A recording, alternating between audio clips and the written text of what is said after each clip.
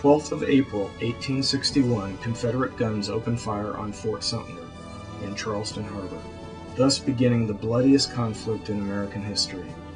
620,000 casualties, more than all other American wars combined.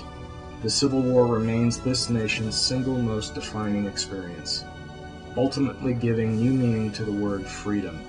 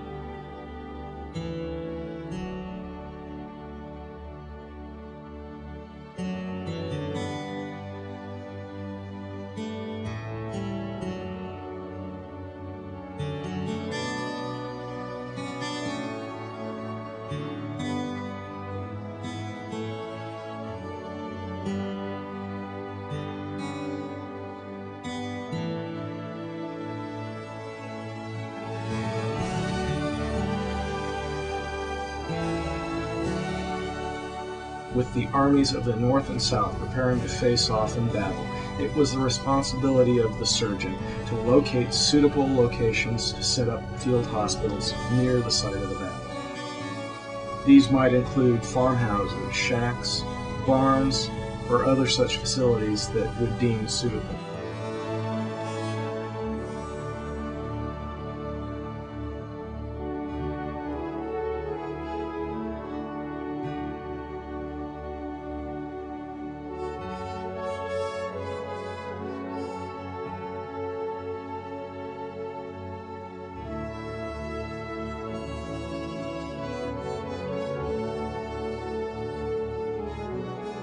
Civilians caught up in the midst of battle would volunteer to care for the wounded as well. Often women would roll bandages, collect bandaging lint, cook, or read and write letters for the wounded. Women were also employed for the hospital laundry and as nurses in general hospitals found in the cities.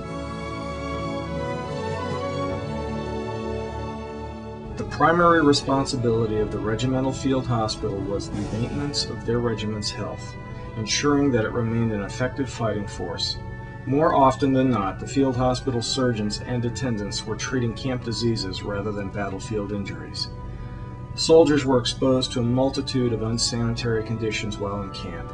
Some of these conditions included garbage-strewn camp streets, improperly maintained sinks, drinking water contaminated by human waste, rats, fleas, lice, armies of flies, and clouds of mosquitoes, making it much more likely that they would die from disease and not combat.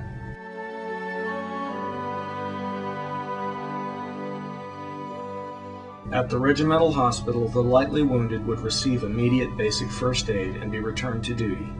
Those more seriously wounded would be examined, stabilized, and evacuated to the divisional hospital, generally located 3 miles or more to the rear. The combined medical resources of an entire division would be found at this hospital. Here, the most skilled surgeons would perform the most complex surgical operations. It would be many days later before these wounded would then be evacuated to the general hospitals located in the cities. It should be noted that only about 24% of these wounded would ever return to full duty.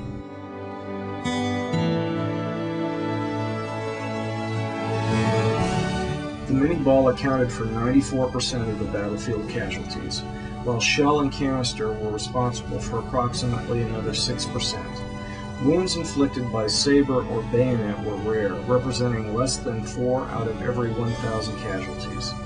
The survivability rate of the wounded was directly affected by the severity and the location of the injury, as well as the training of the medical personnel and accepted medical practices of the day. Wounds caused by projectiles penetrating the head or abdomen resulted in a 90% mortality rate. Wounds of this type caused to the small intestine would result in inevitable death. There was a 60% mortality rate caused by mini-balls penetrating the chest. When a mini-ball struck an arm or leg, this usually resulted in amputation. If infection did not set in after surgery, the patient could be saved. However, the mortality rate for primary amputations was 28%, while the death rate of secondary amputations was 52%. Primary amputations, in the meaning of this term, as now employed by most surgeons, are amputations made during the first 12, 24, or 48 hours, but not until after the severity of the shock has passed off, and more or less has taken place in the general system. From the point of view of infectious organisms, the American Civil War was a gigantic culture broth. They multiplied and prospered because contemporary medical knowledge was completely ignorant of their extents. At the exact moment that infectious organisms were growing in the gastrointestinal tracts, the bloodstreams, and the wounds of many thousands of American soldiers, European scientists and doctors were coming to grips with the role of bacteria in infection. If the Civil War had occurred in the early 1870s instead of the early 1860s, the medical efforts that went into ventilation would have been more rationally directed to prevent bacterial spread. The loss of human life would have been much less. The Union armies had from 2,500,000 to approximately 2,750,000 men. Their losses, by the best estimates: battle deaths, 110,070, disease, 250,152, total 360,222. The Confederate strength, known less accurately because of missing records, was from 750,000 to 1,250,000. Its estimated losses: battle deaths, 94,000, disease, 164,000, total 258,000.